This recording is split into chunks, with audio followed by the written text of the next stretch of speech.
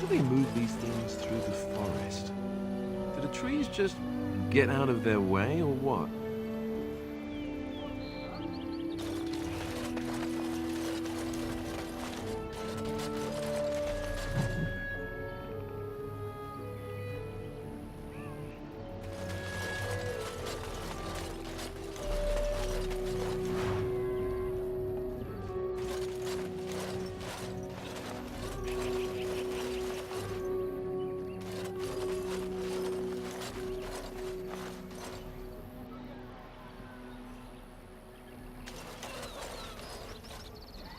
We few wanderers greet you, friend. We do not see many of our city brethren here in the woods. Would you help us break our fast? Come then and sit. Join us by the fire. I am Sarel, the clan's tale-teller. I understand you are venturing into the haunted forest to save our hunters. I suspect your efforts may be in vain. An entire group of our hunters went into the forest to do as you intend, and they have not returned.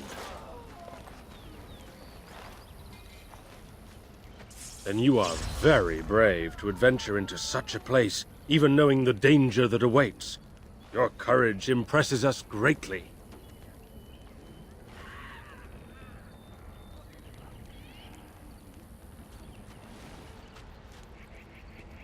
Perhaps you do not. But you are an outsider, and that we must rely on your largesse is a bitter pill for us to swallow. You are being most unkind, Sarel. Would you refuse our hunters' help simply because of the hand that offered it? You shame me, Lethalan. I have allowed my bitterness to cloud my better judgment.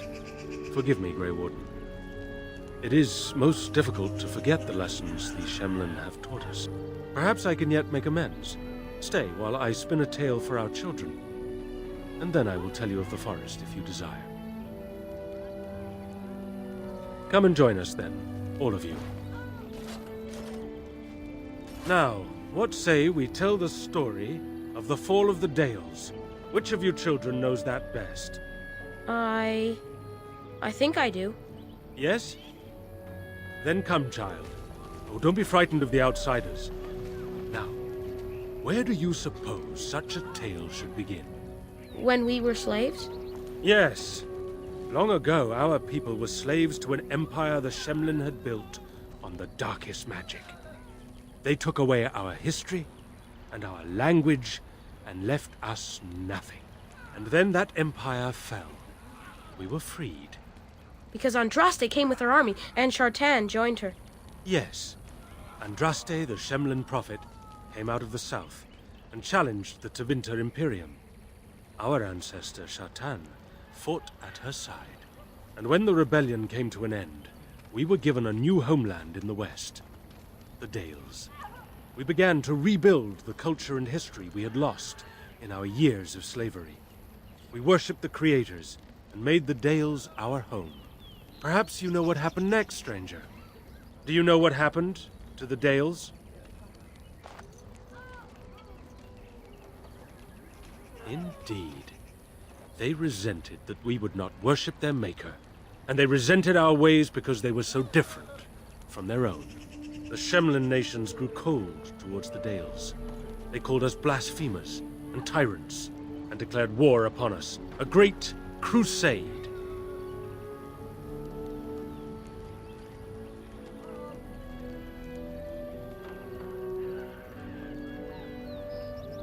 And which is worse?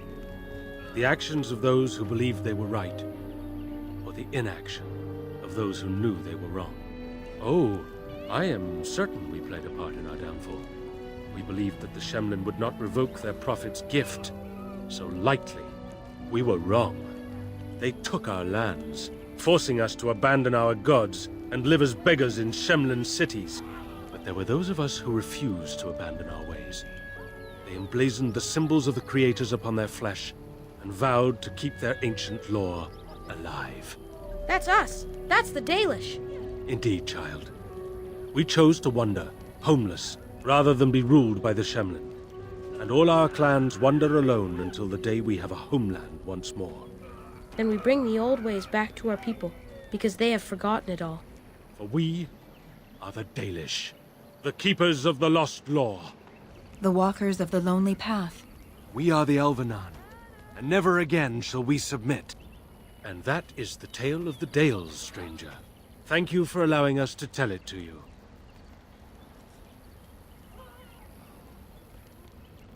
Perhaps one day you will tell us a tale of your people. A day when you are not guest and stranger, but savior. Now, as I said I would, I can tell you what I know of the Brazilian forest. Do you wish to hear it? Our legends say that before the Shemlin came, the Brazilian forest was a place of our ancestors that predated even our oldest homeland. The people of the Imperium came here and gave the forest its name. If they found traces of our ancestors, we cannot say. If they did, those elves were slain or enslaved. We know only that a great many battles were fought here. These trees grow upon the graves of those who fell, Shemlin and elves both.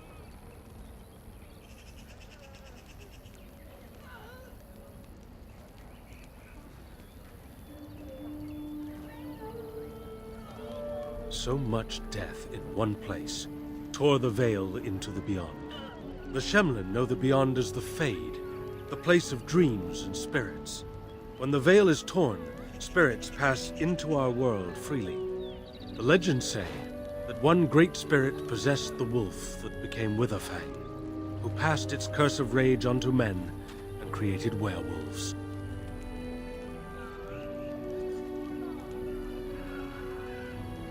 So Zathrian insists. He says that Witherfang does not age as the werewolves do. Witherfang is as much spirit as it is beast, and thus it is immortal. Perhaps it cannot even be slain. At the very least, it is old and powerful, much as Zathrian himself. The forest is said to be haunted. Spirits possess the trees, the wolves, even the bodies of the dead.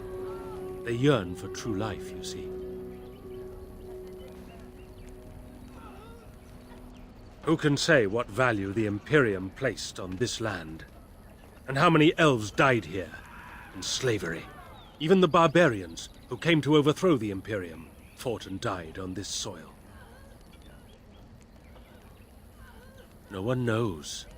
When the Shemlin lived in these parts, the curse would spread anew to a few of them with each passing year. They would run off into the forest, never to be seen again. Eventually, all the Shemlin left. One assumes the werewolves survive by passing their curse to their offspring. They have had no new blood. Until now, that is. It is said that one or two have turned already, though the Keeper denies it. As for the rest, they will either die or turn, unless they are killed out of mercy. I would rather die than become a ravening, soulless beast. Wouldn't you? One last warning. The forest is like a thing alive. It changes as it wills, closing paths behind you and opening up new ones. Too many have become lost within, unable to find their way out. Were I you, I would endeavor not to make the forest my enemy.